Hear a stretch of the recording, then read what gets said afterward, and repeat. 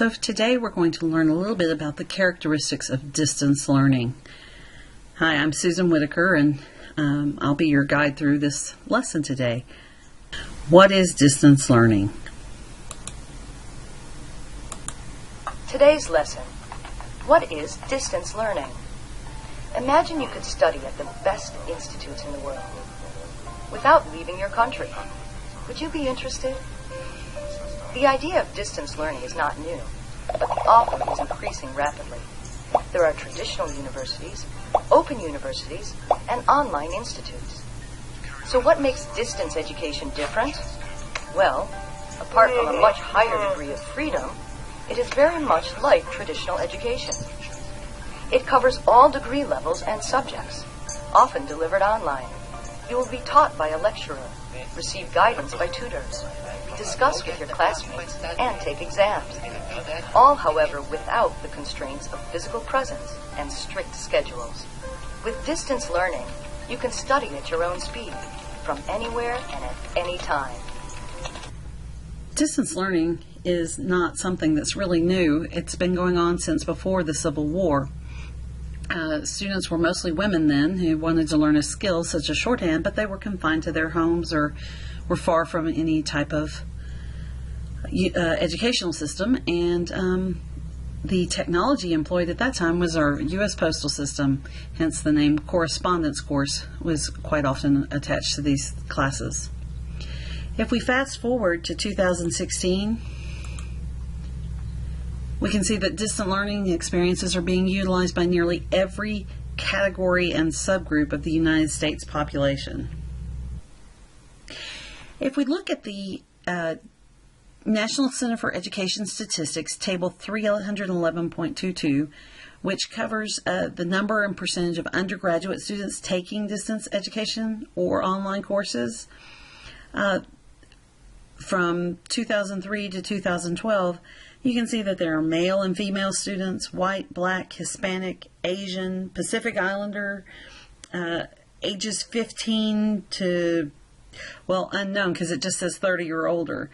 So the number of participants is growing and is covering more and more of the United States population. And this table doesn't even include the K through 12 population that's been enrolled in online courses. Curriculum and instruction is going to be impacted in so many ways by these distance learning courses.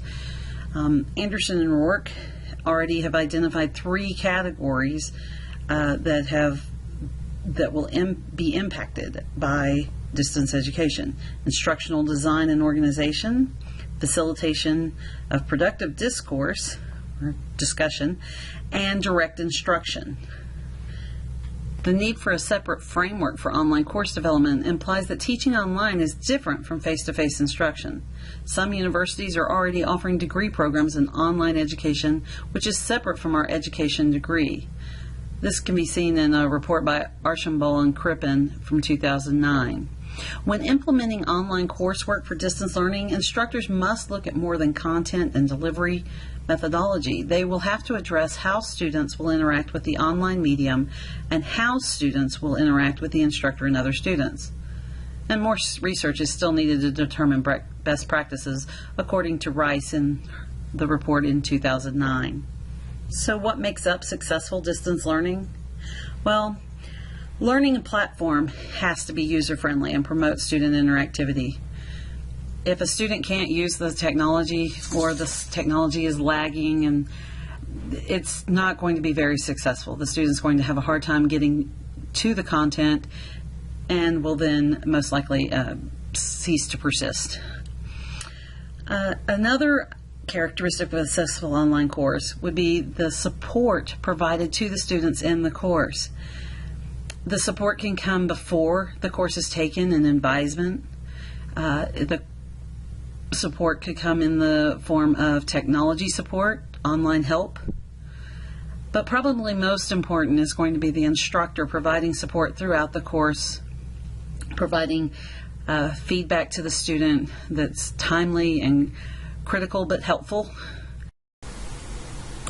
Many of those responsible for creating and implementing the virtual classroom are new to this form of multimedia learning and as such fall into the trap of assuming that synchronous classrooms are simply recreations of traditional classroom settings. Let me clearly point out that they are not. Why? Because training in a virtual classroom eliminates the body language social cues that we take for granted in face-to-face instructor-led training sessions.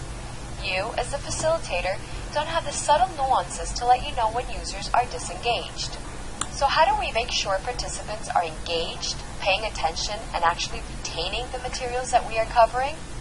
Planning and facilitating frequent and relevant interactions is probably the single most important thing you can do to create effective virtual classroom sessions. The students are going to need support for their individualized learning needs, which brings us to point 3. The successful distance learning course is going to allow students to have an individualized learning experience.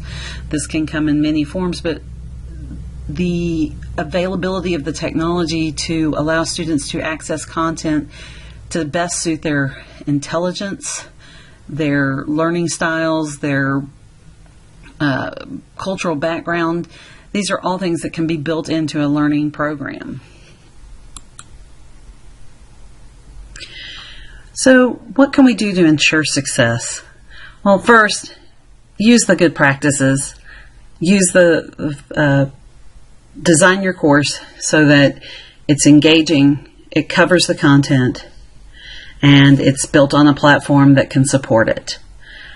Then monitor your student participation and stay involved with the class conversations.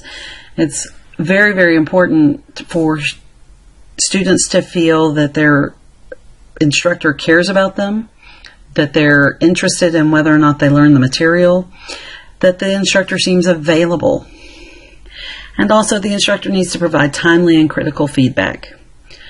Students get discouraged when they don't know how they're doing or cannot understand how they're progressing in their course. But some onus falls on the student themselves. So let's put it all together. Here's what we've learned. 1. Be engaged in your course. Start by reading your syllabus, exploring the course web pages, and prepare a calendar for important dates. 2. Build relationships in your online course.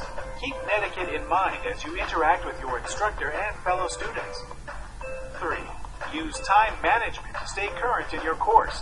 Submit assignments on time and also leave time for any unexpected technical difficulty.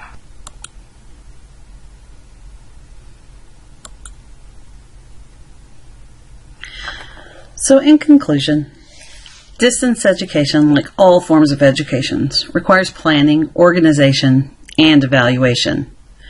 Successful programs are well organized, interactive, and contain meaningful tasks. And student success can be ensured by active communication with the instructor, personal organization, and high levels of self-motivation.